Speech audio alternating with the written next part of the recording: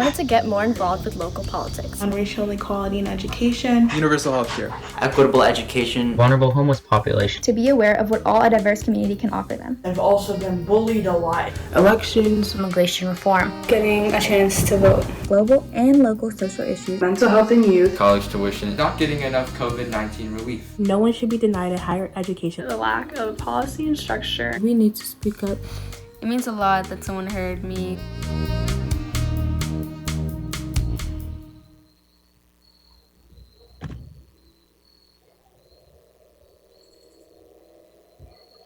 Well, good evening, everyone, and welcome and thank you for joining us. I'm Sidney Katz, the Montgomery County Council President, the council member for the 3rd District, which encompasses Rockville and Gaithersburg and Washington Grove and parts of Aspen Hill, Durwood, Redland, parts of Potomac and North Potomac and all of Leisure World. I'm also the chair of the Public Safety Committee and serve on the Government Operations Committee. On behalf of all of my colleagues from the Montgomery County Council, we welcome all of the students and young people watching at home, participating through Zoom, and those joining us live on camera to ask questions this evening. We are truly pleased that we have this opportunity to be together and hold this event remotely. Of course, it would be our preference to be meeting in person, but I'm grateful to be able to use this format. We have done our best in conjunction with Montgomery County Public Schools and all of our partners to respond to the crisis and support our youth and people of all ages as best we can. But we want to know if we are actually meeting your needs. This evening, we want to hear from you about your experiences, good and bad, and your suggestions for how the community can better care for you and your friends. I want to thank our co-host, Nick Asante, who is the student member of the Board of Education. I also want to recognize Board of Education President Shebra Evans and her colleagues on the Board of Education for their ongoing partnership with the Council and for joining us tonight. Moreover, I want to thank each of our panelists for being here to engage with our young people and to provide important resource information. We are fully committed to the health and welfare of all of our students. We understand that our young people have faced many challenges this year with little advanced warning. Our students had to adapt to distance learning and have endured major disruptions to their social lives and home lives. When we reached out to board member Asante to co-host and to help us structure tonight's meeting, he explained that students want to know more about some of the resources that exist beyond the classroom. So we have structured tonight's meeting as a webinar with several panelists to cover 3 topic areas with questions from young people in between each topic. These topics include COVID-19, health and wellness, activities outside the virtual classroom, food security, and other resources. We are conducting tonight's meeting in a webinar format. Students can send their questions through the Q&A function, and our moderator, Susan Kennedy, will pose as many of the questions as possible. If we run out of time to answer your question tonight, you will receive a written response after the meeting. I'm going to turn it over to Board President Evans and then to Board Member Asante for some welcoming remarks, and then I'll ask each of my council colleagues to please quickly introduce themselves as well. So with that, Board President Evans, thank you for being with us. Thank you for having me. I'll be quick as well, but I wanted to bring you all greetings on behalf of all of my colleagues on the Montgomery County Board of Education. This is such an important conversation that we're going to have tonight with our students, and I'm just really happy to be here. I'll just end with, our students are at the heart of what we do and why we exist, and we always want what's best for you. So I'm just really looking forward to your questions and answering them with you tonight. Thank you. Thank you. Board Member Asante. Yes, good evening, everyone tuning in. First, I'd like to thank all of the county council members and our board president, all of the panelists for joining in tonight. I know it's not often that we all get to gather like this, even if it is virtual, but I think now more so than ever, students have so many questions that they'd like to ask their policymakers. So thank you all for taking time out of your busy schedules to be here tonight. And to all of the students watching, I'm excited to hear your questions, and a reminder that at the end of the program, if you stay through the whole thing, you'll be able to receive your student service learning hours for engaging in tonight's event. Thank you. And I'm going to go out of order. I was going to do this in alphabetical order, ask the Vice President to speak first, but Councilmember Reamer is trying to be in two places at once. So please, Councilmember Reamer, please say hello. Thank you so much, Mr. Council President. And I really want to thank all the students for participating here tonight. As you can see, I'm outdoors. I'm at a Little League playoff. My son takes the field momentarily, and I'd like to be able to watch that game. So I regret that I'm not going to stay for the whole town hall. I just wanted to thank all the students for all the leadership that you're providing in these very difficult times. And I am pleased to be working with Councilmember Wiljawando on legislation around student resource officers, which I'm sure might be a topic tonight, to try to replace that with a more effective resource to help students. And I'm working on solar. We have a proposal that could power as many as 50,000 homes with solar energy to reverse climate change. So really glad you're here. And thank you to all my colleagues for accommodating my need to move up in the queue. Thank you. Thank you. Vice President Hucker. Thank you, Mr. President. Thanks so much to all of you for coming.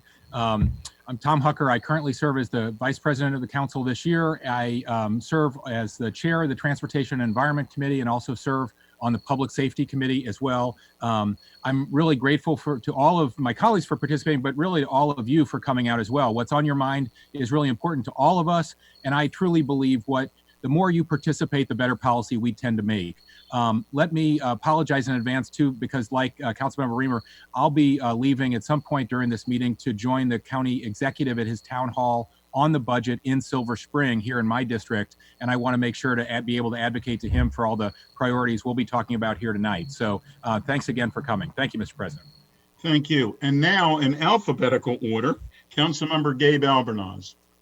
Thank you, Mr. President. This is one of my favorite town halls every year, and I'm glad the show has gone on. My name is Gabe Albornoz. I'm one of the 4 at-large members of the County Council. I have the honor of serving as chair of the Health and Human Services Committee and also serve on the Public Safety Committee. And prior to this job was the director of the Recreation Department in the county, where we launched Excel Beyond the Bell and a lot of after-school initiatives that I'm quite proud of. I want to acknowledge our students and your leadership. We know you are going through so much right now, hard to even process and imagine, but we do look forward to doing everything we can to support you guys and answer any questions this evening. Thank you so much. Thank you. Councilmember Andrew Friedson. Thank you, Council President. And it is so fun and exciting to be part of this great event this evening. It looks like we have a terrific crowd. I think we might have the best crowd we've ever had. And so it's one example where the pandemic is adding to participation and creating greater access, not less. And certainly you all are a great example of that. I am normally the youth on the county council. I'm the youngest member of the county council, although probably don't seem very young to you. I grew up in Montgomery County, started advocating at a very young age, starting at your age and younger. And so I really associate myself a lot in you, and hopefully you can see yourselves quite a bit in us. You certainly are not only the future, you are shaping what we do now, and certainly are a driving force in the county's policy and politics. I serve on the Planning, Housing, and Economic Development Committee and on the Government Operations and Fiscal Policy Committee, and serve as the lead for Parks. And I represent District 1, which is all of Western Montgomery County, from the DC line to the Frederick County line, from the river to the railroad, the Potomac River to the CSX railroad line. So it's great to be here. Look forward to hearing your questions and weighing in if and when I can. Thanks. Thank you. Councilmember Evan Glass. Well, thank you and good evening, everybody. I'm Evan Glass. I'm also one of your 4 at-large members, which means those of us who are at-large represent the entire county. Before joining the council, I was the executive director of Gandhi Brigade Youth Media, which I'm sure some of you participate in. But now that I'm on the council, I serve on the Health and Human Services Committee, where I'm the point person on issues related to homelessness. And I also serve on the Transportation and Environment Committee. And then lastly, I'll just share with you also that I am the first LGBTQ member of the council, and I'm proud to represent all of you and all 1.1 million people here in the county. Thank you. Councilmember Will Jawando. Thank you, Mr. President. Good evening, everybody. I'm Will Jawando. I am one of your at-large members, again, which means we represent all 1.1 million residents and are elected countywide. I am a civil rights attorney by training, but it all started here in Montgomery County and Long Branch area of Silver Spring, where I was born and raised, the son of a Nigerian father and a white mother from Kansas. So I've got some interesting backgrounds. I know, like many of our residents here in the county. I serve on the Education and Culture Committee, where I'm lead for libraries.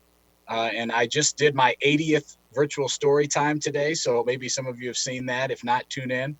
I'm also on the Planning, Housing, and Economic Development Committee. Very committed to issues related to education and criminal justice, and really looking forward to hearing from everybody tonight. Thank you. Thank you. Councilmember Nancy Navarro.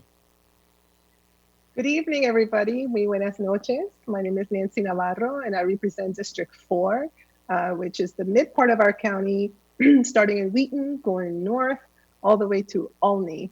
And it is really a pleasure to be with you this evening. I chair the Government Operations and Fiscal Policy Committee, and I also serve on the Education and Culture Committee. And before joining the council, I served on the Board of Education. I am the first Latina and first immigrant to serve on the county council. And this time around, I have the privilege of being the only woman on the county council. And I always look forward to meeting with our youth. You are all so extraordinary. And I have to say that you've been so resilient during this very difficult times. So I look forward to the conversation, and hopefully we can share a lot of resources as well as answer a lot of your questions. Gracias. Thank you. And Councilmember Craig Rice.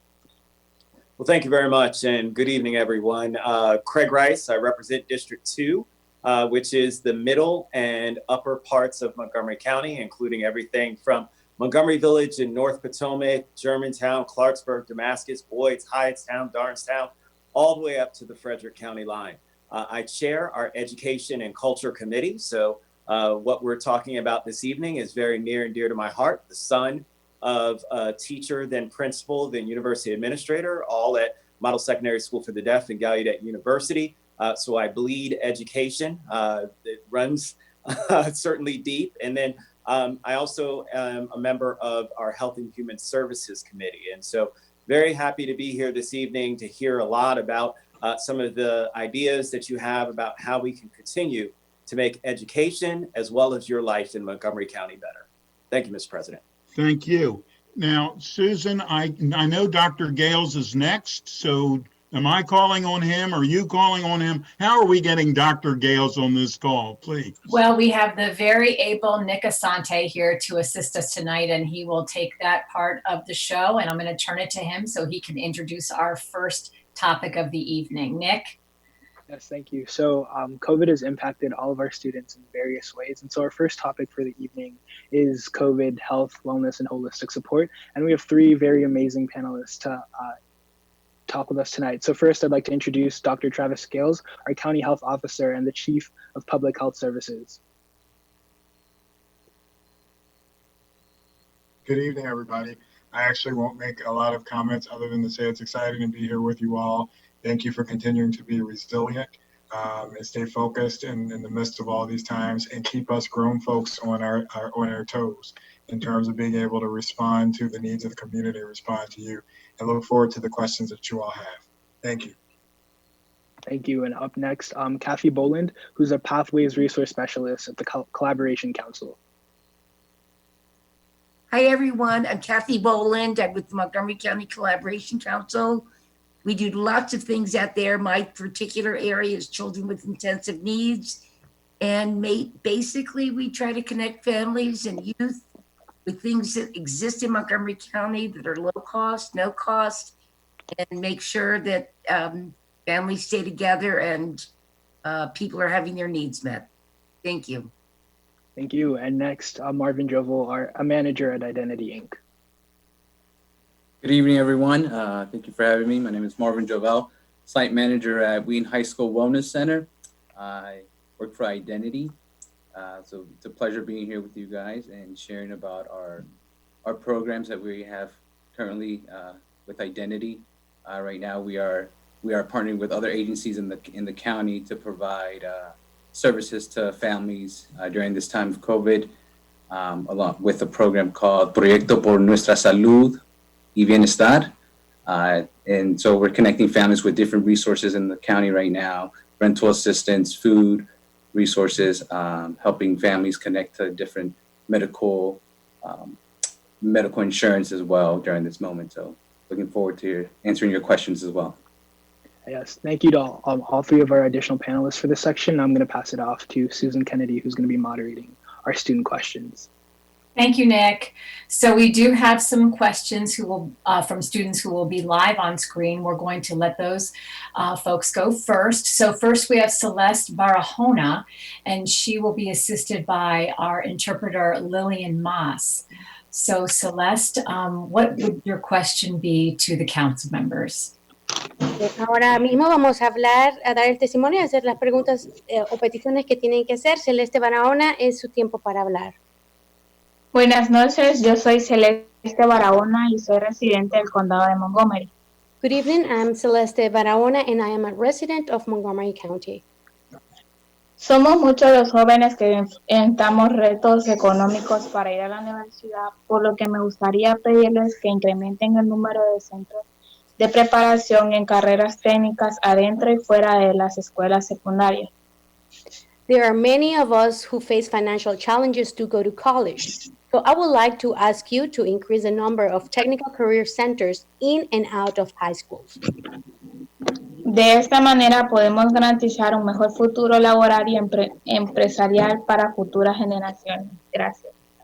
This way, we can guarantee better employment and economic opportunities for future generations. Thank you.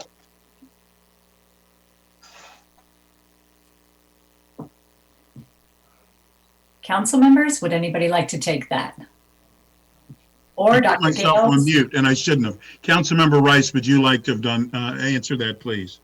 Well, I just want to make sure that she knows that we actually have a great high school that is about to open when we return back to school, Seneca Valley High School, who has a brand new CTE cohort as a part of it. And so it's very exciting because we know that unfortunately, the majority of our students have had to go all the way down county. And if you were down county, that was great.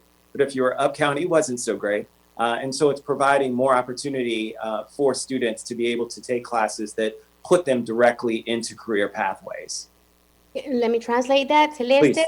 el concejal Rice le dice que ahora mismo tienen una escuela que una vez regresen a clases van a tener la oportunidad de tener acceso a todas estas carreras técnicas y a tecnología de punta, tecnología de punta, porque desafortunadamente hasta ahora todas las personas que vivían en la parte norte del condado tenían que bajar a otras escuelas que tenían este tipo de carreras.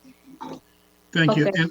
And might I just add, and Lillian, if you might want to interpret this as well, as much as all of the council members would like to answer every question, if we did that, we would only get to a very few questions. So we're going to try to keep it to a council member answering a question, or a panelist answering the question, so that we can get through as many questions as possible this evening. Okay, aunque le gustaría que todos los concejales o más personas pudieran contestar todas las preguntas que se hagan, van a limitar la respuesta a un concejal por pregunta y de esta manera van a poder avanzar con todas las preguntas que quieran dar. Thank you. Next question, please. Thank you, Lillian. Eastwood Yaboa has a question. Eastwood, go ahead and unmute and you may ask your question. Hi, good afternoon to all council members and students. My name is Eastwood Yaboa and I am a senior at Clarksburg High School. My question for you tonight is, how do you plan to better the mental state of students? And what policies and resources are going to be put in place for students struggling with school and mental health? Well, it's an extremely good question. I'm going to ask Councilmember Albornoz, the chair of our Health and Human Services Committee, if he would please answer that one. Well, first, thank you, Eastwood. And the council has a strong partnership with the Board of Education. And I want to acknowledge our chair of the Education and Culture Committee, Craig Rice, and the members of the Education and Culture Committee, Council members Nancy Navarro and Councilmember Will Jawando, as well as Councilmember Glass, who serves on the HHS committee, and all of my colleagues. The council has appropriated resources and funds to expand our mental health professionals through social workers, through additional counselors. The council has also appropriated funds to add school health nurses, which do so much to provide support for all of our students. And we know that a lot more is going to need to be done because we know that what students are facing right now is something that's difficult to imagine. It's hard for all of us as adults to process what you guys are going through right now. And we so appreciate and respect what you are going through and your leadership. And we're going to continue to stand up and provide additional resources through our school system to get you all the support that you need. But thank you very much. It's among the highest priorities of this council. President Katz, can I just also let Eastwood know that this week in Montgomery County Public Schools is Mental Health Awareness Week. So please tune in, and on Friday, you should be able to, with your family, tune in to various webinars where you can know all the resources that are made available to students and families. So I just wanted to share that we take mental health very seriously here in Montgomery County, but we just so happen to be in the midst of the week for students to be able to participate. Thank you. We are going to take a question from one of our attendees right now. And of course, I'm sure everybody realizes that many of these questions have to do with when are we going back to school? So I will just ask the general question that I have here. How can you be sure to ensure our safety when we come back to school physically? And do you think we will be back in school in person next semester or not? Dr. Gales, did you want to answer that? I was thinking someone else would answer, but I figured that might. Yeah, Dr. Gales, you're here. Well, so to whomever asked that question or sent that question, that is the $100,000 question that all of us are asking and trying to figure out. Is at what point and what are the parameters that we can feel comfortable and confident that you all going back to school is safe for you, it's safe for the teachers, it's safe for the staff, and it's also safe for everybody at home who you come into contact with, because it's important not just about your status, it's also important in terms of who you come into contact with, because the studies have shown and data has shown that yes, younger people typically do have better outcomes if they do contract COVID in terms of having less hospitalizations and less complications related to COVID. Not to say that those things don't happen, but in comparison to older age groups, the outcomes tend to be better. But at the same time, younger people can transmit the virus as effectively as older folks. And that's a concern because even if you may have mild symptoms or no symptoms at all, we are concerned about who you may come into contact with and who you could potentially transmit the virus if you are indeed positive. Now, we have studied a host of different policies across the country, from California, Oregon, Washington, Massachusetts, Utah, you name it, in terms of looking at other school districts and the parameters that they've put forward to try to figure out what levels that we would recommend for you to come back. The big component that drives all of those decisions and drives whether or not all of the different recommendations that the school system have thought through and all the different plans to keep you safe, it really is dependent upon what our levels are in the community. And so our goal is to try to drive those numbers down as much as we can so that, again, we decrease the likelihood that you, your teacher, your staff members, and other administrators, we decrease the likelihood of you walking into the school of having COVID-19. And so when we're looking at numbers right now, the numbers are on a little bit of a rise. And so we may have to take some action to tighten some restrictions on some types of activities. And just know that that is not done to try to keep people unhappy or keep them at home. It's to keep people safe. And so there's no magical crystal ball to say whether or not you'll be able to go back to school next week or in the winter, the spring semester. Our hope is that we will continue to have policies to drive the numbers down. So yes, that you will be able to go back to school as soon as it is safely for you to do so. Thank you. Thank you, Dr. Gales. Our next question will come from Layla Bityecki, who will be on camera asking her question. Layla, you may unmute and begin your question. Hello, Bityecki, I'm a student at Boland School. My question is, how will you and other board members help parents understand how to take care of their child's mental illness? I could not understand what she was saying, though. Did anybody hear? Your audio was not good. How will we help parents understand how to take care of their child's mental illnesses? Well, that's an extremely good question. I don't know if one of the panelists would want to discuss that. Ms. Boland, please. Sure. Hi, Layla. We work with a lot of different agencies that try to help parents understand mental illness, mental health. It is a difficult area, and we work with parent support partners. They can go in and sit with the parent and work with them and connect them with resources to find out the different repercussions of mental health and different cultural aspects. And I would ask that if you're interested in exploring that, to please call the Collaboration Council and we can connect you with a variety of resources to help mom and dad. Thank you, Kathy. That's great. Our next question is another one that comes from our audience. We have a lot of folks who are writing into us who said, my coach told us today that our online practice at Maryland has said winter sports could start in person in December.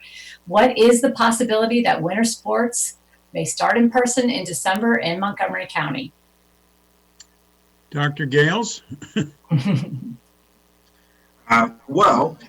We do receive guidance from the state on a number of issues. We also have the opportunity to, since we have lots of experts at the local level in terms of the state of things, have the opportunity to provide additional guidance as it relates specifically to Montgomery County. The athletic department of MCPS has been working and developing plans as part of the RAISE Return to Sports plans that have followed a lot of the guidelines that have been put forward by the state so far. And in fact, we've had a number of conversations that I've participated in with them, as well as members of our staff, to come up with plans and policies to make sure that it's safe to return to the field and to the court. Now, I know that the announcement that the state made today was fairly unexpected, and so that has created the space for the opportunity for, if conditions are safe to do so in terms of community transmission levels, for those activities to move forward. And again, I want to emphasize that the ability to move forward with these plans, there's lots of great plans that have been put into place and lots of commentary from the local level as well as the state. The ability to be able to successfully do that is if we have low rates of community transmission and lower numbers. And so we'll have to continue to follow and see what the data shows us to determine if we'll be able to move forward. But I can attest that all of the officials at MCPS have been working hard to develop strategies that will allow for students to be able to return to those sporting activities, again, contingent upon it being safe to do so. Thank you. Thank you, Dr. Gales. Our next question will be on camera from Danny Aguilar, and he will also be assisted by Lillian Moss. Danny Aguilar, es su turno de hablar. I believe he's gonna try to do it in English. Great. Good evening, everybody. My name is Danny Aguilar, and I live in Wheaton. Gun activity has been a constant in our area. With online learning, gun members have successfully increased their recruiting efforts in our neighborhoods. What is the county doing differently during the pandemic to stop this problem? We need more police officers in our parks and neighborhoods. We also need to know what to do if we are being threatened and where to seek help. Well, thank you, Danny. I'm the chair of the Public Safety Committee, so I'm going to answer that that question. The Montgomery County Police do an extremely good job. It's not an easy job. It's never been an easy job to be a police officer, and it's especially not easy today. But we do have many organizations, a part of the police department itself, inside the organization, who work with young people, who do outreach, who are truly want to reach each student and to connect with each student when possible.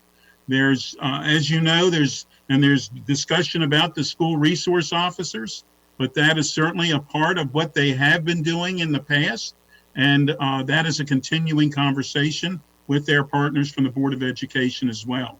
But if there is a concern, please reach out, and you can reach out to any one of us, to our offices or to the police department, to let them know what is happening, so that we can help keep everyone safe. That is our goal, and that is exactly what we will do.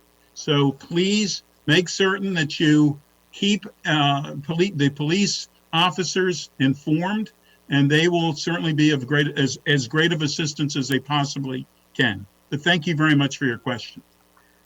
Mr. President, I would like to answer, since it's in my district. Donnie, as the council president said, this is a real concern for us. It's something that is not new in Montgomery County, and our police department has worked diligently with the particular gang unit, but also we have the Street Outreach Network, which is led by Luis Cardona, who has worked with many organizations and knows our communities very well. This is an issue that is important to keep in mind, and I'm very glad that you're asking that question, because everybody needs to hear that not only when school is in session, but now that it's not in session, there are many people to try to prey on our young people, and we can't allow that, and we won't tolerate it. So please do get in touch with my office. I will make sure that I put my contact information in the Q&A as well.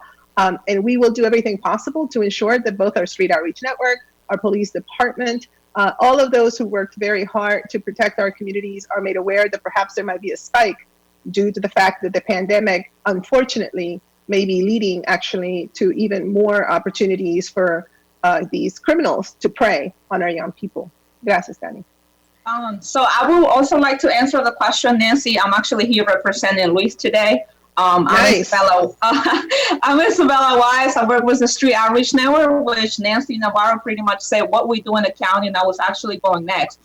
We are aware of the hot spots that we have in Montgomery County currently. We know that gangs are out there currently. They are recruiting. They are taking our vulnerable NCPS students at the moment. And we have a couple of strategies at the moment that we are practicing. So virtual learning is hectic. It's affecting everybody. Sometimes our parents don't understand that. They underestimate our mental health. So what is happening is kids are going in the streets and they're figuring out who can pay attention to them. And sometimes it's the wrong people. So that's where it starts. And that's where the recruitment is starting. So what we're doing as the Street Outreach Network currently is we're trying to keep the things to do to the students, even if it's virtual. So we are giving them, supplies so we can do virtual groups. So like, let's say we're doing graffiti class. I actually just started a soccer game with Germantown, and my Germantown team, the girls do not know soccer. I have 2 African-American girls who never play soccer in their life, but they just want something to do to get out of trouble. So we are doing different things. We are doing outings. We're going to the park. We're doing different cookouts, but with the safe protocols that are being put in place too. And we are making sure that everybody's being safe. But again, we are working on this gang issue. We work very close with the police. The police help us identify the crime that are in the hot spots. And then we come in because, again, we don't want anyone to get in trouble, but like I said, there's a lot of different dynamics in different families. And we as parents sometimes minimize the mental health and minimize the issues that our students are going through. And we're like, well, whatever, you get over it, ya va a estar, like, no tenés nada, like, that's nothing for you. And it is. And you will find some other ways with somebody else that is gonna take care of this, like, whatever's going on with you, someone else is gonna take care of it, and it's not the right person, and that's how you get recruited into gangs.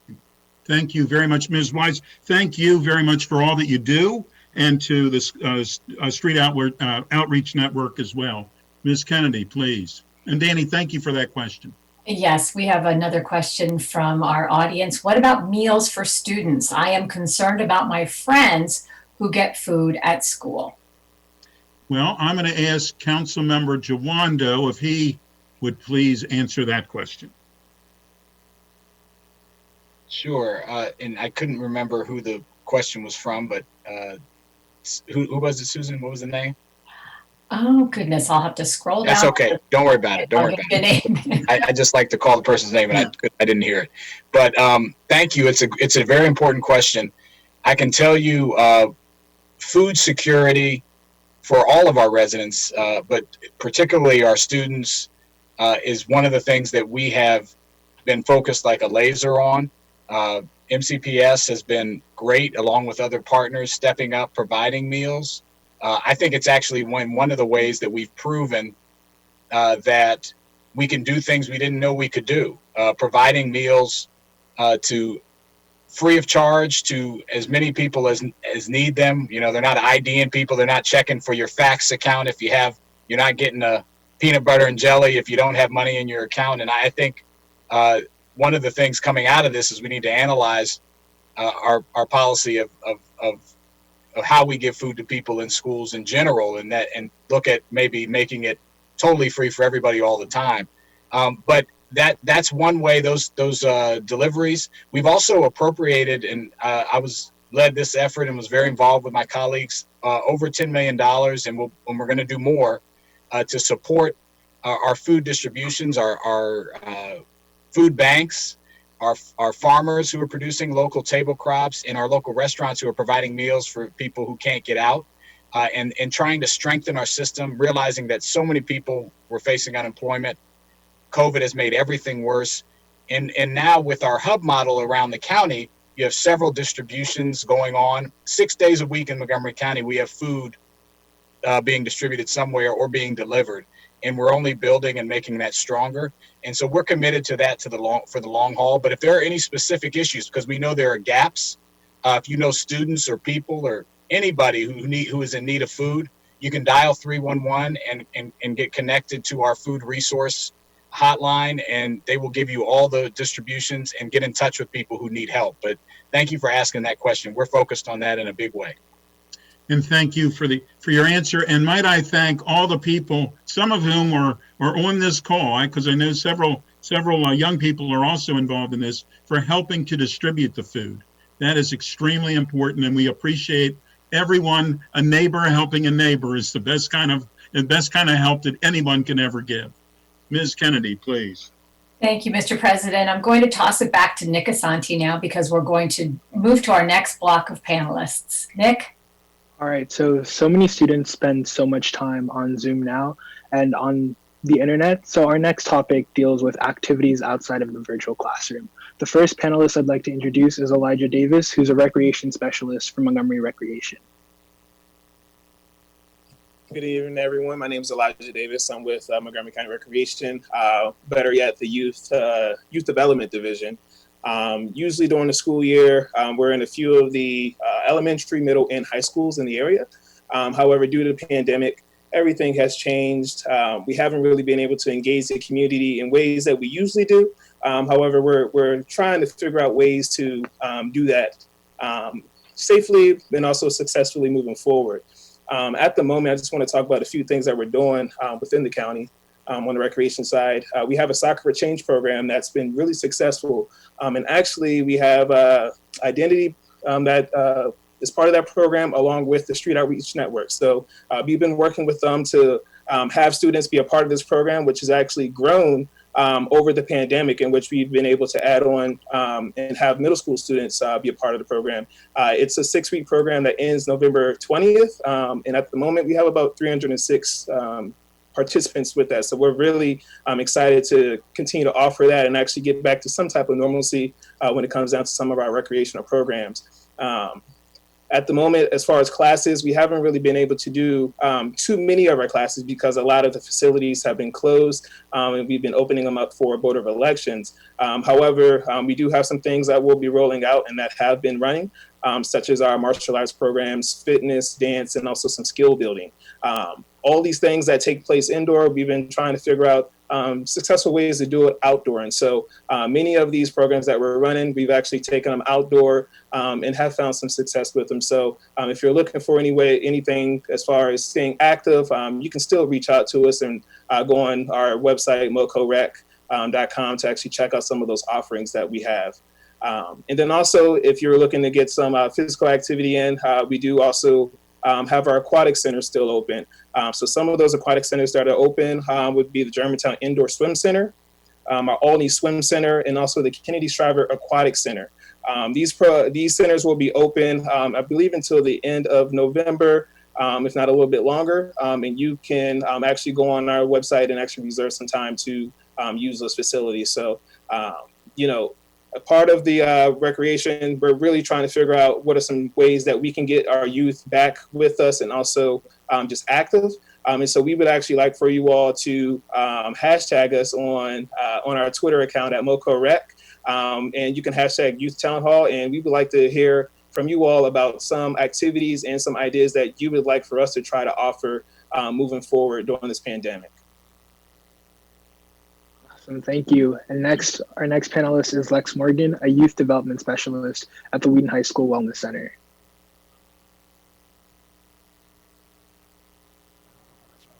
Good evening. Can everyone hear me okay? Okay, yes. I'm not able to show my photo. It says that the host blocked it, so I don't know. But anyway, I am working currently alongside the dynamic team at Wheaton High School, so that's incredible. We are definitely looking into various different ways to reach our students, but one of the key ways that we're doing it is through 3 programs that have launched virtually to support the students outside of the classroom. We have Courageous Queens and Courageous Kings, designed to serve the social, emotional needs of students, understanding that many of them, when asked, what is it that you miss about school most? And they're saying connecting with our friends, talking to people, like literally just being connected to human beings. So those programs are serving to support in those areas. And Nighttime, which is designed to serve the students exclusively at Wheaton High School to help with their English, with math, with reading, and also to engage them in activities that bring them together also outside of the classroom. So we're recruiting for these programs on a rolling basis because we want to be sure that we're honoring students who are in different phases of their lives and have different things going on. So we certainly are striving to support those students, and we're constantly looking for new students to recruit. So that's where we are. Wonderful. And our final panelist for this section is Isabella M. Wise, the Community Services Aide for Street Outreach Network. Thank you.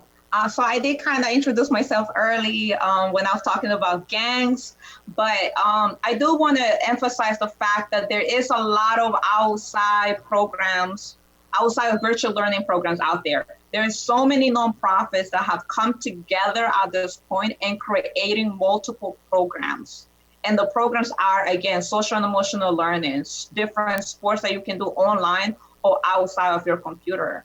And I do want to emphasize the fact that just because we are in a pandemic, that doesn't mean that we have to isolate. So isolation for us is not the best that they can do at this point. Thank you. And now I'm going to pass it on back to Susan for the questions from students. Thanks, Nick. Our first question will be on camera, and it is from Daniela Perez. Daniela, you may begin. Hi there, I'm Daniela Perez. I'm from Petersburg. I go to school in Northwest. And before we start, may I ask Ms. Kennedy to give Danny Aguilar my contact information? I would like to introduce him to this organization related to what he spoke about. Sure. Thank you. Absolutely. So I think it's important to talk about what I'm about to discuss, even though we're not in school yet, but that day is sure to come. A few months ago, Councilmember Will Jawando was on the Sound of Collaboration podcast with Elijah Wheeler. And he mentioned that he was not surprised to hear that the Justice Policy Institute reported that Maryland leads the incarceration rate for young Black men ages 18 to 24. He also shared some interesting data saying that in 2018, 50% of arrests were in Montgomery County were those who were Black. From 15,000 arrests, 50% of those were Black when we only have an 18% population. And he mentioned that he would like to implement some more mentoring programs, alternative incarceration, and reevaluating the school discipline to help with the problem. And with council members voting to keep school resource officers in and the ever-going racially disproportionate of disciplining conducts and MCPS continuing, it's currently up to each high school to decide how the conducts will be handled. I would like to ask what has been done so far. Have any of those ideas gone into motion? And how can MCPS and Montgomery County work together to create policy to eliminate racial bias in school disciplining conducts? And what can MCPS do to do for preventative measures to keep kids away from trouble in the beginning? Well, Daniela, thank you very much for that question. First off, what the majority of the county council decided at this point was that we were going to wait to hear from the Board of Education, who, and we're going to ask Ms. Evans to comment in a moment, but to wait to hear from the Board of Education what they were suggesting for the security on their properties, and what some of which is school resource officers and other people as well. So I'm going to turn to Ms. Evans. As far as I know, they have not. I know that they are working on it.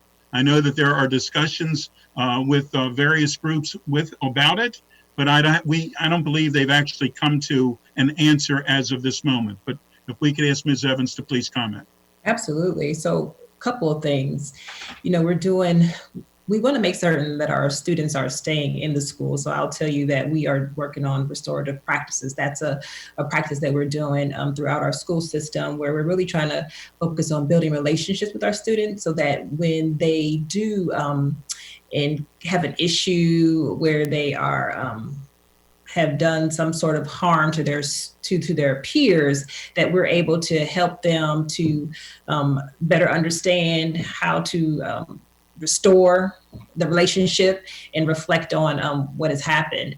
And we also at this time are doing an anti-racist audit, where we're trying to make certain that our practices and what we're doing in our school buildings are not harming our students. So in the area of the SROs, as was stated by President Katz, we put forward a resolution to ask the school system to benchmark our school district against other school districts that are similar in size to see what other alternatives that they are doing in place of SROs. So we haven't gotten that information back. We did get information on student discipline and student arrests. Board members have asked additional questions that will require more information from the school system. So that additional meeting will come at a later date, but we are gonna make a decision shortly, but we're looking for the system to provide more information to the board members. I just wanted to share that with you. But our top priority is to keep all of our students in school and to maintain great relationships amongst their peers and with the staff. Yeah, thank you. Rice.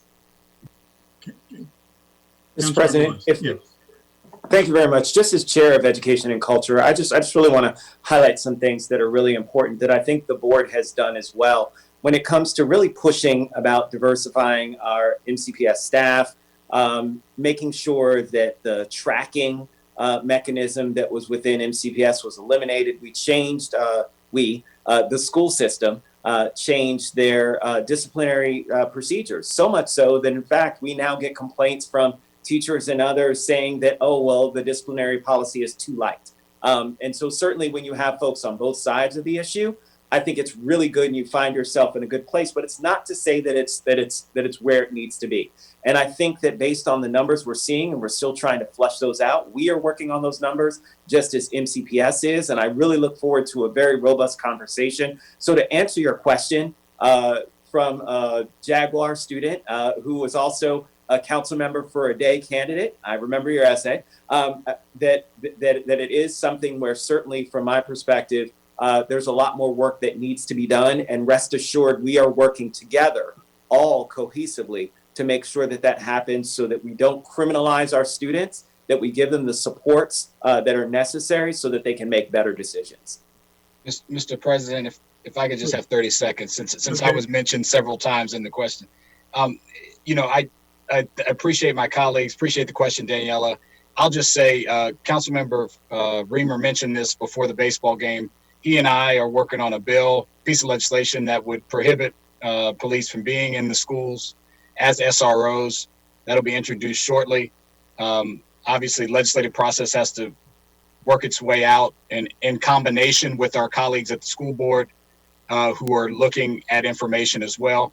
It's important to note that the money for that program comes through the police department, which we control the budget over. But there are other things that you mentioned that are so important. The supports for students, the mental health supports, therapists, programs to help students with before they get into trouble, prevention. And those are some of the things we think we need to spend that money on and more to help get things before they start. So I appreciate the question, and I just wanted to give you the full picture. Thank you. Okay, we're going to take a question from our attendees. This comes from Brianna. She asks, what are you going to do about the raising racial tensions and how they might affect school life? Well, first, I guess Councilmember Rice, it involves schools, so. Yeah, and then I want to kick it to some of my colleagues because, look, all of us take this issue very seriously. And look, the issue of Breonna Taylor and George Floyd as kind of the signature pieces of sparking some of this racial unrest, the reality is this has been going on for a long time. And the issues around surrounding race and race relations, racism, Councilmember Juando, kudos to him for leading the effort and declaring racism a public health emergency. Look, all of us on this council and our county executive firmly believe that we need to do a better job when it comes to educating people about race. The reality is that on our last youth town hall that we had people who were playing around using the N-word and all kinds of other stuff. And all that does is just further substantiate all of the things that are out there. And so we've got to do a better job and take stock in ourselves about how we're going to dictate these conversations. But then at the same time, and again, I'm not blaming anybody, I'm just saying that we own this, right? In that we've got to start having tough conversations with folks. And I know you guys have been doing that. My daughter, who just graduated from Northwest High School and is now at Colorado State, showed me some of the comments and some of the discussions and even arguments that were going on in social media around this topic. And she was telling me about how friends all of a sudden became not friends based on the opinions that they had and the concerns that they were espousing that were racist. And they were surprised by seeing this. And so it's all around us. And the only way in which we're going to be able to do this is to have a frank and honest conversation and be open and start talking. And you just froze. Councilmember Rice, you just froze. Yep. You're back? Oh, I'm sorry. I apologize. Yep, I'm back. Sorry about that. So I think that, again, what it's going to take is for us to have those really hard conversations and come together around this and be very frank and open about how people feel, about educating people, and we'll have to make sure that with our racial equity and social justice lens, shout out to Councilmember Navarro, and for our committee that we now, well, not committee, it's an office that we now have, and Tiffany Ward, who leads that up as our Chief Equity Officer. you're going to see a lot more that's coming out of this that will be county centric in terms of educating people about how dangerous and how hurtful and how unproductive it is for us to have racism in our community, because it keeps us from being the best community we can be together. Sorry about that. Thank you. Councilmember Navarro, please. Thank you, Mr. President. Thank you for that question. It is so clear to me that we are dealing with two pandemics. We're dealing with the COVID-19 pandemic, and we're dealing with a renewed reckoning regarding systemic racism in this country and in this county. And we're fortunate that last year, we spent the entire year, it was one of my primary goals, that we would adopt the racial equity and social justice law, because that's also a very important way to address these issues. It can't just be about hoping that people will come around and understand that this is so extraordinarily dangerous and absolutely toxic for us. We have to have legislative pieces in place that structurally begin to dismantle the structural racism. So that is a very important piece. One thing that I have said in many of the meetings that I attend is that this pandemic in many ways has come to illustrate to people that don't seem to get this issue how critical it is that we worry about the disparities that affect everybody. Because a lot of folks sometimes don't think that issues of racism affect them. But look at this virus. This virus doesn't stop to ask someone what your race is or your ethnicity or your socioeconomic background. We know that our, for example, Black and Latino communities are disproportionately affected. And if we're not able to address those disparities, look, it affects everybody.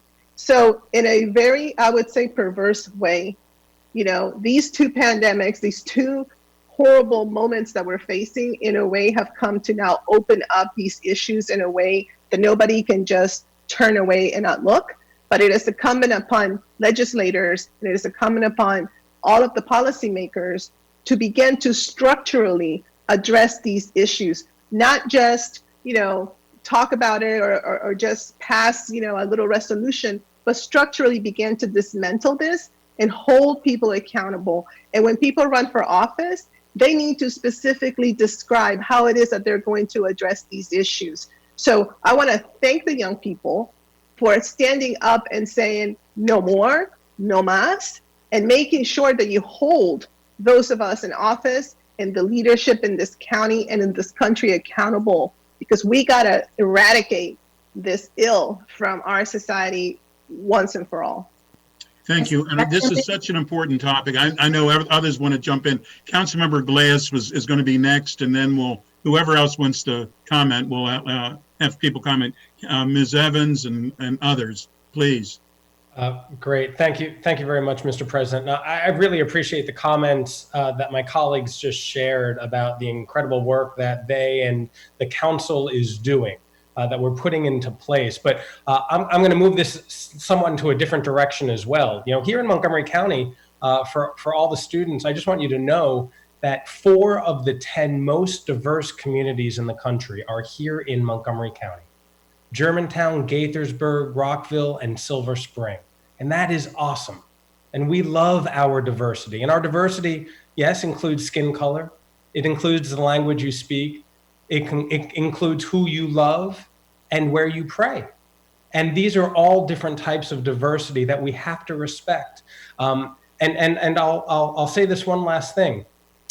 While we are working here in Montgomery County and in our schools to make sure that everybody is welcome, I'm praying that come November 3rd, there will be another change a few miles down the road in Washington, D.C., where the tone and tenor of the highest elected official in our country will no longer be spewing hate out of the White House. And so I'm hopeful that if that change does come on November 3rd, and make sure all of your parents vote, all of your neighbors, all of your siblings, and those of you who are 18, please vote, so that we can restore some civility here in our country, which I do believe will come down to Montgomery County and into Montgomery County public schools as well. Thank you. Ms. Evans, please. Yes, I just wanted to add that, I mentioned the anti-racist audit that the school system is doing, and primarily we want every student to feel valued in the school system. Our Office of Curriculum and Instruction is undergoing a review of our curriculum so that all of our students can see themselves in the curriculum, in particular in history and social studies. Our staff, they're all having courageous conversations.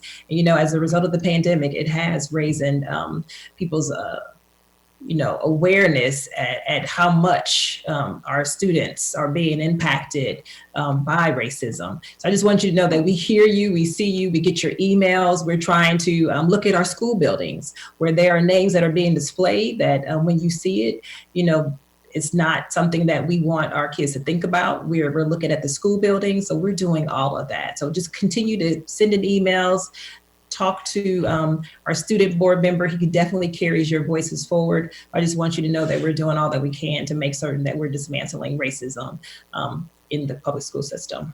And I'm going to ask, this is such an important topic, I'm going to ask Councilmember Albernaz, who also wanted to speak, and then we'll go into another question. Thank you, Mr. President. I'll be brief. I very much agree with all of the sentiments that my colleagues have made so far, and so appreciate Ms. Evans's comments just now on the steps that the school system is taking. This council last year participated in an incredibly powerful and intense multi-day racial equity training. It was enlightening. It brought forward and brought to the surface issues that many of us had been wrestling with, many of us had been going through personally. And that training, I thought, was one of the most effective that I've ever been through. And I've been in this space for a long time.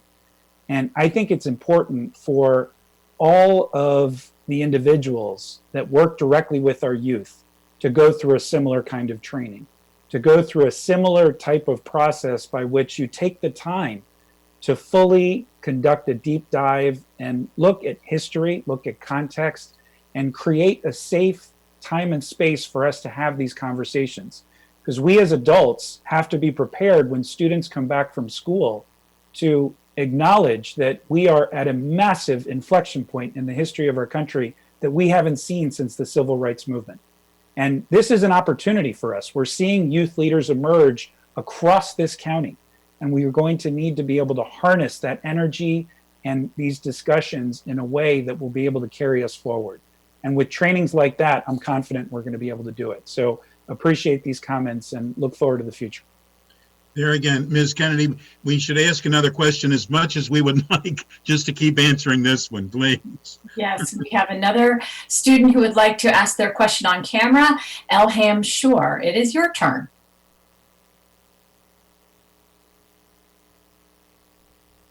Hello, my name is Elham Shore. I'm an 8th grader. Good evening, everyone. I'm an 8th grader in Neilsville Middle School.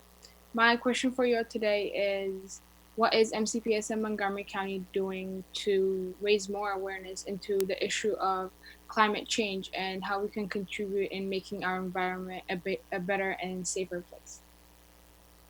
I will, as council member on the call, I know he said he was going to leave early, but he being in charge of the Transportation and Environment Committee,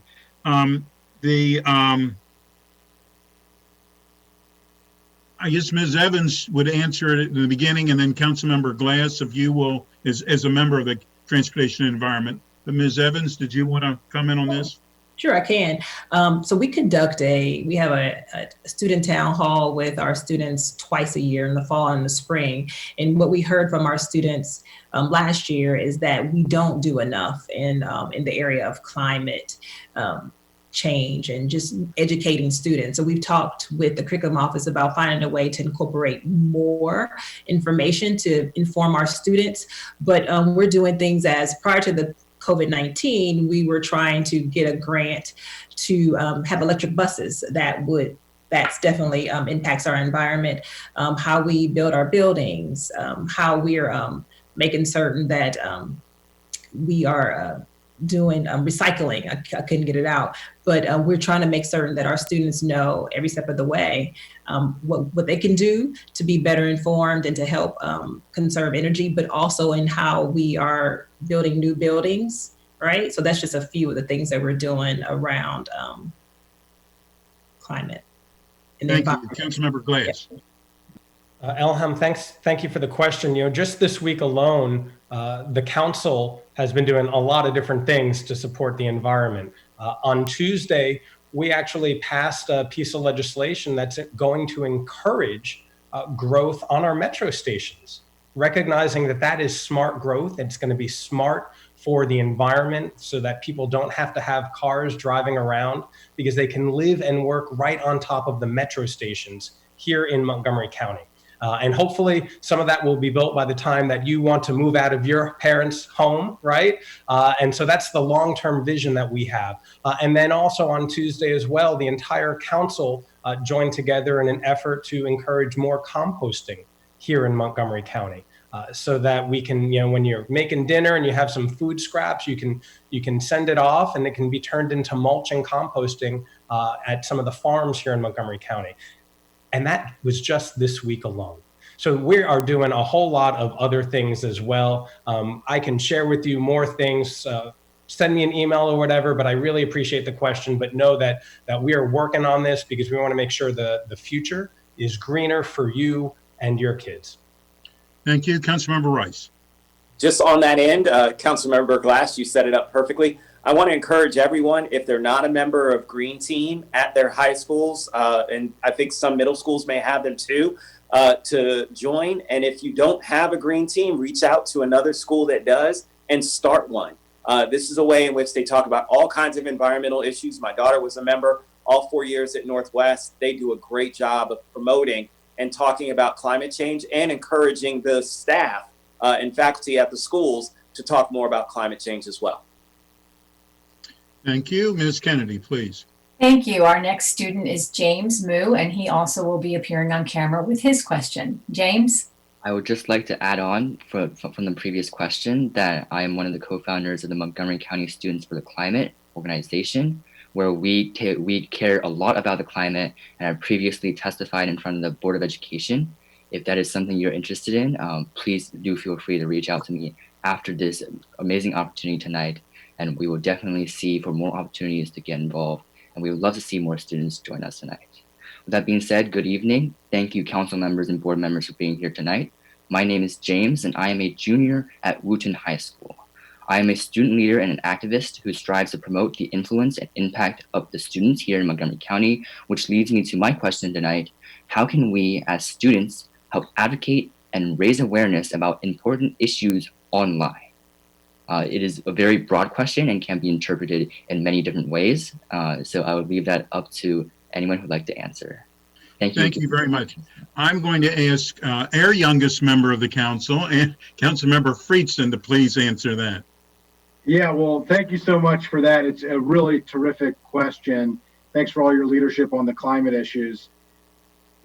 First of all, I think people forget, we talk about Martin Luther King and some of the great leaders of our past, and people don't realize that Martin Luther King was just 26 years old when he led the Montgomery bus boycott, not that much older than you are, 34 when he wrote the letter from a Birmingham jail, and 36 when he led the marches in Selma, in his 20s. Starting at your age as students and making sure that both the Board of Education and the County Council are aware of the issues that you care about is so important. And there's probably no more important issue on that than climate, because you're going to be here longer than any of us. And you're going to have to live with the consequences of the decisions that we make. A couple things. One, in normal times, I would say come to the meetings, come to the committee sessions, show up. But showing up is not an option right now. But we're, as we keep saying, we've limited presence, but not participation. And in fact, we've changed participation and things like this. We now have public hearings that are online and that provide opportunities to Zoom in. So you don't have to actually come to the county chambers. We have the ability now to even submit videos. Where you can submit your video online and you don't even have to come at a specific time for us to hear from you.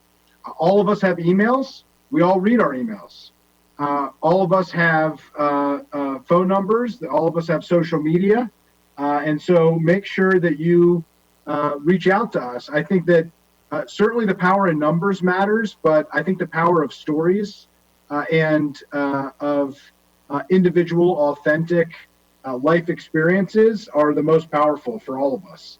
Getting 1,000 emails that say the same thing are much less impactful than getting a handful of emails on or outreach on a particular issue where somebody tells us what they care about, why they care about it, and it's uniquely from them. So I would really encourage you to do that. And just to add on to the prior comments, and because of your significant advocacy on the climate issues, just a couple other things to add.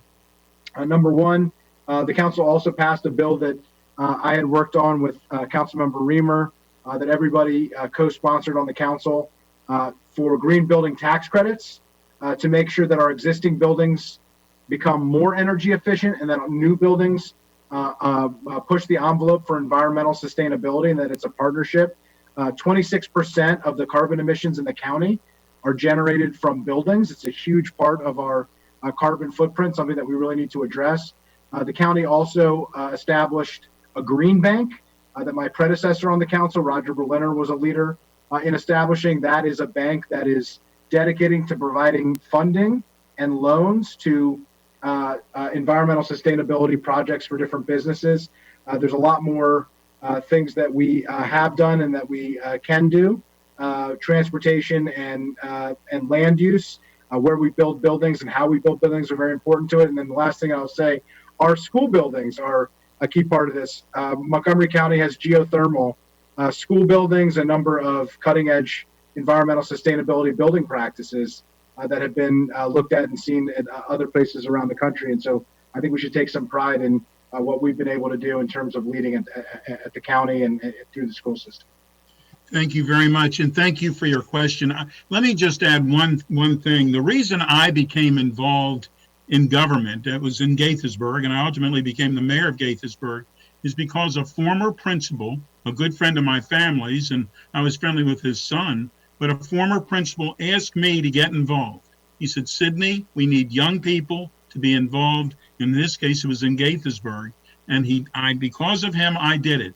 So let me ask every young person, but especially every young person who's on this call, to please get involved in government.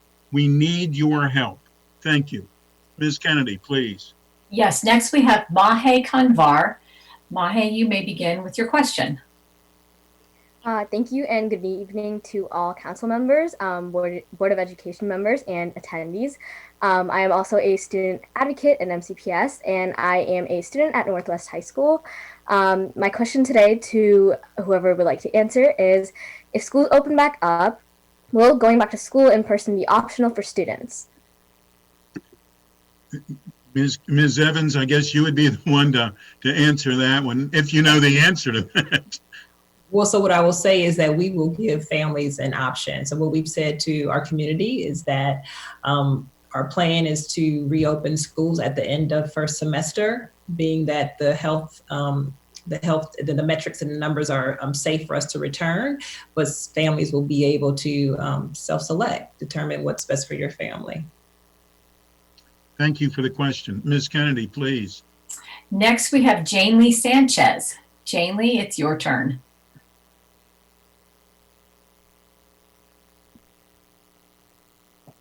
Nelly Sanchez. I am a junior at Quince Orchard High School, and my question is regarding sexual assault.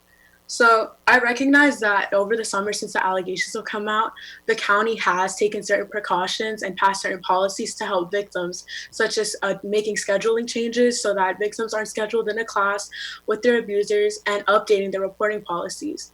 But as a survivor myself, being told by county police that I don't have proof or in lack of proof that it's not even worth reporting, and being told that it shouldn't even have to be reported because an athletics department would cover it up. So my question to you is, are there any new disciplinary actions in the works against athletes who are involved in sexual misconduct? And are there any other resources that you guys can provide to sexual assault victims like me who are just stuck between a rock and a hard place? Ms. Evans, I guess that was going to have to go to you as well, please. Sure, I can. So what I would say to Jane Lee, hopefully I'm pronouncing that correctly, that as soon as you have information, as soon as you are a victim, please let the school system know, please report it, and that way we can help you as quickly as possible. But right now what we're currently doing is we have a team that is looking at how things are being reported and how we will share that information with parents and with the police department as well. And in terms of disciplining, I mean, that's an offense that we would not tolerate, and so students will be disciplined accordingly. But what I would say to you and to your peers is definitely report things to someone in your building, someone that you feel comfortable with telling, so that we can get you help as quickly as possible and handle the situation. Thank you. And let us say that how sorry we are that you went through any type of the type of issues that you've gone through. We are here to help in any way that we can. Mr. President, could I make a comment on that? Sure, please. Yes, and I also am really sorry, Jane Lee, that you've gone through that. I know we've taken this up in the Education and Culture Committee. We had a hearing on this a number of weeks ago where we pressed really hard on following up on social media, the hundreds of Instagram posts and pages and that have been reported. I think I saw reporting that over 350 came over since the summer. As Ms. Evans said, we take this very seriously. Everyone in leadership in this county, including the police department. I think part of the problem is the culture problem, right? A big part of it that this has been allowed to go on at all levels for way too long and has been swept under the rug. And we're trying to do our part to change that. I introduced a bill that will help in the workplace, but I think it's connected to your problem because 81% of women have experienced sexual assault, 81%. So it doesn't stop when you get older, unfortunately, and 40% of men. And so this bill would lower the standard to make an actionable claim of when you feel, when someone feels that they're sexually assaulted, because often the bar is seen too high and that you get that kind of language that you were told, oh, well, nothing's going to happen or it's not serious enough. But yes, it is. And so we all need to do our part. And when we see something and it's reported, it needs to be taken very seriously. I know MCPS is doing that, and there needs to be the appropriate discipline and safety protection. And I'm glad you raised that, making sure that it's not just discipline on the person, but that you feel safe and that you get the resources, counseling, different schedule. You shouldn't have to leave your school necessarily. All those things need to be looked at, and I know MCPS is looking at them. So we're here to support, but we're open, and this is something that's going to be an ongoing issue for all of us. If I could just speak really quickly to this, Mr. President, yes. I know we're over, but first of all, Jane Lee, thank you for your bravery to come forward and share this before all of us. That took a lot of guts on a lot of different levels, and you speak on behalf of a lot of people right now. And I want to make sure that you get the treatment that you need to deal and process with what you have been through.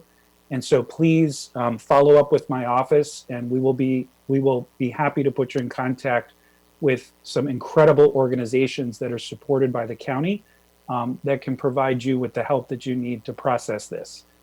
Nobody should have to go through what you've gone through, and you are not alone. And I wanted to mention, I failed to mention that the policy committee is currently revising the sexual assault policy. So I forgot to state that. I do want you to know that we're working on that. And Councilmember Rice, please.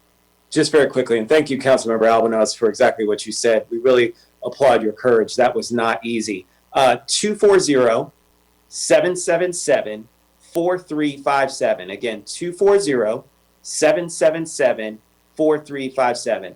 That is the Victim Assistance and Sexual Assault Program for Montgomery County's 24/7 crisis hotline. Please call.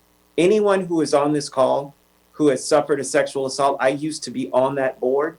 That's what I did before I came to the Montgomery County Council, before I got elected. I was there. They provide tremendous supports, just as Councilmember Albanaz said. So anyone who's there, again, because this is really important, that number again, 240-777-4357, 24/7, they will answer the phone call and you can get assistance. Please do. Thank you. Next question, please. Thank you, Council President. As Councilmember Albornoz mentioned, we are at the end of the show, but we're going to keep going because we've had some really important discussions that have happened this evening, and we have a couple of more questions that we want to get to in another quick presentation. So please stay on the line. We appreciate it. And I'm going to turn now to Estela Villafane. Hi, my name is Estela Villafane, and I am a student at Montgomery College. As Daniela has mentioned, Black children make up 1/5 of MCPS enrollment, and yet half of them are arrests. After the County Council voted against removing SROs in school, they have pushed this matter to you all in the Board of Education. As a result, you have had this forum on this topic, but it heavily involved SROs, their thoughts, their opinions, and their voice. This issue is not new. A lot of students have gone to school in fear based on testimonies anonymously posted on social media. Shouldn't we reinvest this money on counselors, mental health specialists, etc. instead? And when could we expect your plan to make a final recommendation to the council? End of the year or end of the school year? Thank you. We did discuss this a little bit earlier, and Ms. Evans, do you have a timeline as to when the Board of Ed will come back to the council? Sure. So we are getting the recommendations in January, and the county council didn't push us. We put forward a resolution to state that we wanted the school system, the board directed the superintendent to pull the student data on discipline, on arrest, and to talk about what we could do as a school system to be able to provide more supports to our students in the area of counselors and school psychologists. So the county council, although they do fund the SROs, they did not push us to do this. This was something that the board put forward on their own. So what we're going to do is we're going to get that recommendation. We want to have a community discussion. We want the community to know what we're going to do and how we're going to do it so that no one is surprised. And so you're right, we are very much aware of the data, but we wanted to have it come back and get an update. So that's what I will say to you, Estela. Thank you for being so involved and staying in tune to this. And so in January, we will have further discussion and get the recommendations back from the superintendent. So stay tuned. Thank you, and thank you for the question. Ms. Kennedy, please. Yes, now it's time to go back to Nick Asante to introduce our next panelist who has a presentation for us on food security and assistance. Nick? Thank you. Before we move on, I do want to comment with Estela's question about the representation on that commission. I do want to say that we are increasing the number of student spots on that commission to increase representation. And also, I didn't mention this earlier, but jumping back to Janelle's question as well, serving on the policy committee, we are looking at, like Ms. Evans mentioned, we are looking at our sexual assault policy, and that also includes updating the ways in which students can report, as well as updating what that discipline is for reporting. But with that being said, moving on to our final section of the night, which is food security and assistance, I'd like to introduce our additional panelists for this section, Ali Scarlett. Great, thank you so much. I'm just going to quickly share my screen. 1 second. Okay, great. Thank you. I'm not sure my video's not coming, but I guess it's easier. You can just look at the video, so it's okay. Anyway, first of all, can you guys hear me and everything? Yes. Okay, great. Awesome. Thank you so much. So my name is Ali Scleru. I'm a program assistant from Montgomery County Food Council, and I'm really grateful to be here to share some resources about how you can, if you need any assistance accessing food for you and your family, how to get this. So just to give you a quick overview what the Food Council does, while obviously our focus lately has been on food security, making sure our community doesn't go hungry, we also bring together council members and stakeholders to create a robust, local, sustainable food system within 4 different working groups. So food education, food recovery and access, food economy, and environmental impact. And then, so real quick too, just to give you kind of an overview about the food insecurity disparities. So the Maryland Youth Risk Behavior Survey administered by the pandemic, which is this, showed that 18% of middle and 22% of high school students in MCPS are food insecure. The most recent Feeding America projection for food insecurity in Montgomery County is 13%, which is a 62 8% increase from a pre-COVID level. And then I want to talk a little bit about some other programs. So I don't want to repeat what Councilmember Jawando mentioned earlier about the meal sites, but just quickly, as a reminder, MCPS has 70 plus meal sites that any county resident 18 and younger can pick up breakfast and lunch from 11 a.m. on Monday, Tuesday, Wednesday, and Friday. On Thursday, the sites will be closed, but participants can pick up double meals on Wednesdays to make up for it. Also on Fridays, since there's no food distributions on the weekends, you can pick up triple meals for the weekend as well. And the best part too is that if you aren't able to go to the site for school or other commitments, your parent and guardian can pick up your food on your behalf. So then another thing is some students qualify for free or reduced meals known as farms. Like its name, it helps families to have school meals at reduced cost or entirely free based on their income. While you can't go to MCPS cafeterias now to pick up a meal, farms eligibility are still in place when picking up a meal at a school site. You must register a complete application with MCPS to be qualified. And then something kind of related to farms that's kind of relatively new with the pandemic is something called pandemic EBT or PEBT. Children who are in farms can receive $5.70 per child per day of school closure, even dating back to mid-March when schools closed. Any student registered for farms will receive a PEBT card in the mail, the correct benefit amount with money loaded monthly. PEBT beneficiaries are not asked about their immigration status. In addition, any family receives Supplemental Nutrition Assistance Program or SNAP benefits and has a child under 18 who is already on farms will automatically receive this extra benefit on their SNAP cards. For those unfamiliar, SNAP is another federal nutrition program that provides a monthly allotment of money to spend on food. Unfortunately, the public charge test does consider SNAP benefits, so for those who have concerns about immigration, they should look at other resources, including protecting immigrant families. And last, for this slide at least, one last federal nutrition program I wanted to share is if you know an expecting mother or a child under 5, they might be eligible for a program called WIC, or Special Supplemental Nutrition Program for Women, Infants, and Children, provides assistance for baby formula, food, and other necessities. So the first resource I want to talk about that might be the most helpful is our food assistance resource map, which is the picture. You can kind of see what it looks like there. And this is basically a database that contains details of more of 100 food assistance providers in the county, including information such as address, contact details, opening hours, languages spoken, and whether clients need to make an appointment or specific documentation when they receive food. Also, as Council Member Jawando mentioned, if you call 311 and ask for the Food Access Call Center, they can walk through all different food assistance options, whether it's for federal nutrition programs or just finding food themselves. You can leave a voicemail and they can also be able to call you back in another language if a language barrier is a concern for you. And then if you follow us on social media, so we have Twitter, Instagram, Facebook at MoCo Food Council. We post information about our partners' food distribution events, better known as pop-up events. These events are probably similar to what you hear in the news, kind of the waiting in drive-through lines for a box of food. The pop-ups are usually not recurring and happen a few days, a month or so, and are a great way to fill the short-term need of food. Some of our county council members have also joined our partners at these events. And that all being said, that's a lot, so I apologize, but all being said, as we encourage you, as it's been echoed many times in this call, is to continue to be advocates and share challenges and thoughts about how we can best serve our community to address this need. Food insecurity does not discriminate by age, and anyone can find themselves wondering where their next meal is coming from. Please feel free to contact me anytime or visit our website for more information. Thank you so much. Thank you. One question that I saw come in a few times this evening was from students, and I think Allie and possibly some of the council members might be able to answer this. Students want to know how they can get involved in helping in the distribution of meals and getting it to those folks. Can anybody answer that for us?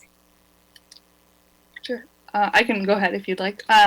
So while the Food Council doesn't do direct service on the actual food distribution events, if you contact me or look at our food assistance resource directory map, there's a list of all different providers that are working on different opportunities, and there'll be a great, if you contact them directly, I'm sure they could use your assistance in getting involved, and also looking at the volunteer center as well. A lot of our providers will post opportunities there, and that's a great way to get involved, whether working at a food distribution or providing virtual support. I can say whenever I've been at a food distribution center, there have always been many young people there to be of great assistance. And of course, they're needed in every way that can be needed. I mean, from carrying things to actually working directly with people. And it really is gratifying to see that. Cindy, can I just add something very quickly? And it's a shout out to my good friend, Councilmember Jawando. But when it comes to our places of worship, contact your place of worship also.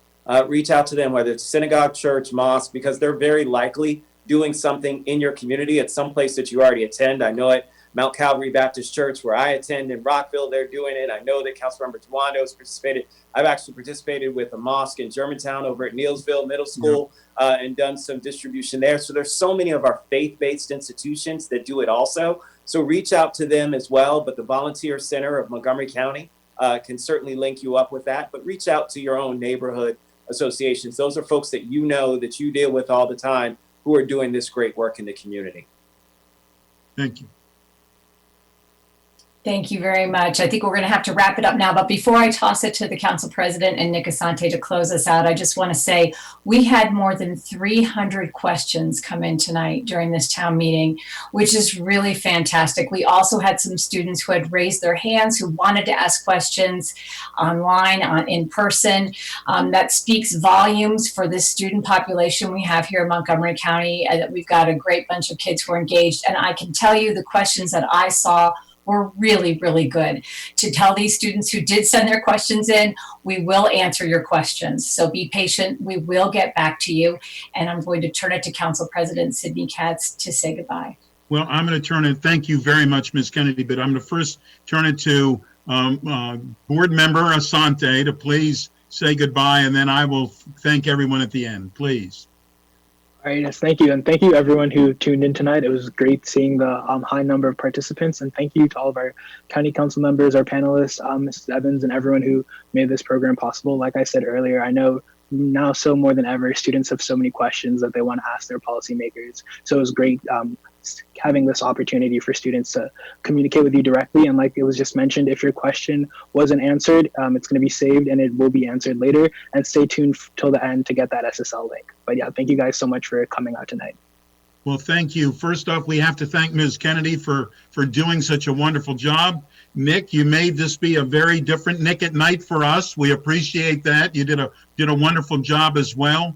And we want to thank and of course my colleagues. They don't always get the thanks that they deserve, but they deserve a lot. We certainly thank them. And to the Board of Ed, Ms. Evans and everyone else involved, and to the students, obviously, everyone else involved in this call. You truly make a difference. You help us. We try our best to help you.